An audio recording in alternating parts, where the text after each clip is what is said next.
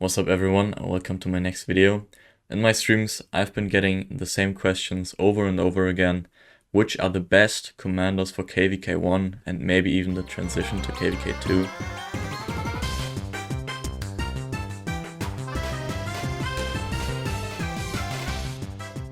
And I think it's not very difficult to answer this because those commanders came out like 6 years ago and haven't really changed over time.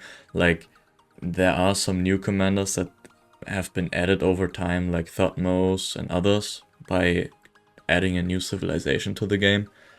But all in all, the meta really hasn't shifted to anything or was in any part influenced by commander additions that happened to Season of Conquest. For my free-to-play players out there, I would still all day, all night, in every KVK go for infantry, because Sun Tzu is like the best free-to-play commander you can acquire before getting into KVK 1. You want to have his expertise, which deals massive AoE damage to enemies, up to 5 enemy troops in a fan, which is just great. Also, another commander is Ethelflaed. Getting her to expertise before KVK 1 is probably a bit difficult, and I think I didn't get it as well, but still, you can get her from the expedition shop, which is like 3 heads every day almost.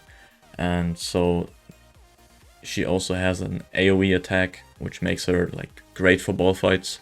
Like 1v1 duels, I wouldn't advise going Sun Tzu Ethelflaed because it's just mainly a nuker type march, like ball fights, getting those hits on multiple different targets. If you have enough epic heads, you can also go for Björn as primary then, which would make it Björn Sun Tzu.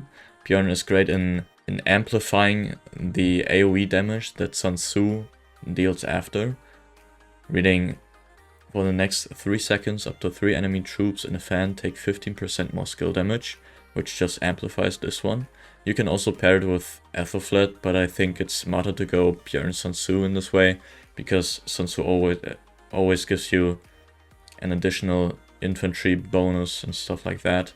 If you're free to play, you can also go for Belisarius with Baybars or Baybars Ethel or Belly Ethel, but this is mostly like for very weak players, and Belly is more of a farm killer than anything else, so I wouldn't really advise you to go cavalry as a free to play player. And coming to the low spenders, I think Björn and Tzu is still a viable march. I ran it as well in KVK 1, did a lot of kills with it, and yeah, I think you can't really do anything wrong with it. But there's also the option of front loading a big amount of money into Minamoto, which is a commander you can completely purchase right off the bat. I also made a video on that, which I can link.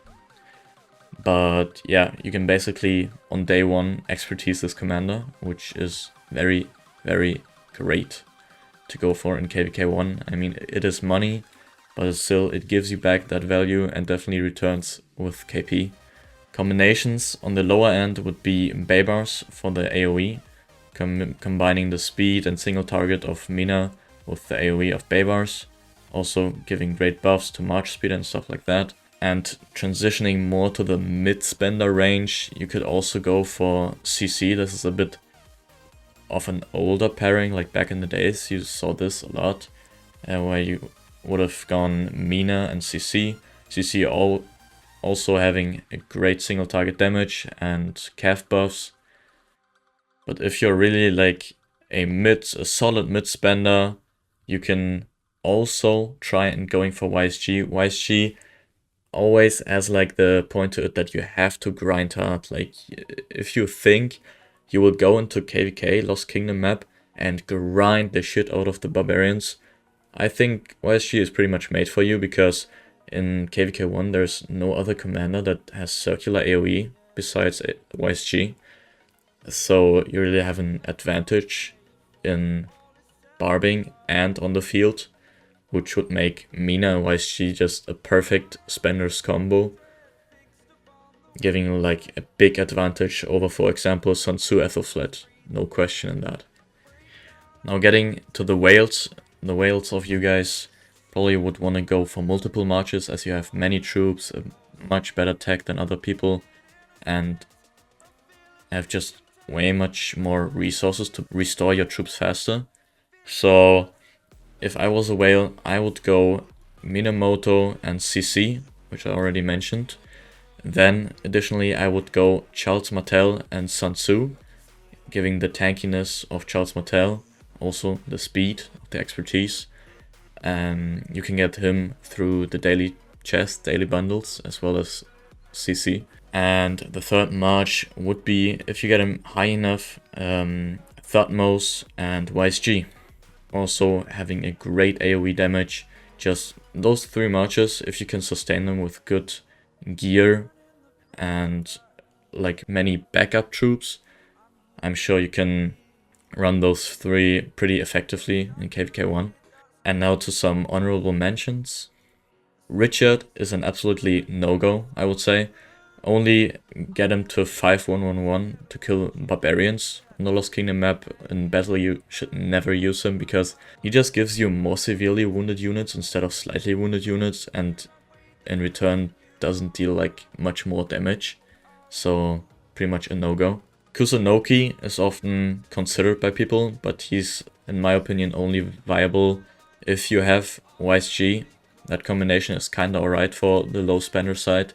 I would personally only use him in Lost Canyon or Sunset Canyon, because that AoE is just decent and very effective in Sunset Canyon. If you have Pyrus at a decent level, like 5-5, 5-1 or some shit, or even expertise, then you can definitely go Charles Martel Pyrus.